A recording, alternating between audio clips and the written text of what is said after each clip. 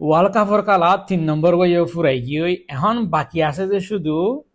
Spain লেয়ারে দে Argentina লেয়ারে final match ওভাবে আছে দিয়া লাস্ট কিবা চাইবা দে কালা ফুরাই যাবে এখন আর হত যে তুমি কি আর্জেন্টিনারে সাপোর্ট করিবা ফাইনাল ম্যাচের মাঝে নাকি স্পেনরে সাপোর্ট করিবা স্পেনরে সাপোর্ট করার হদ দইলে স্পেন জিততে দইলে মুসলমান প্লেয়ার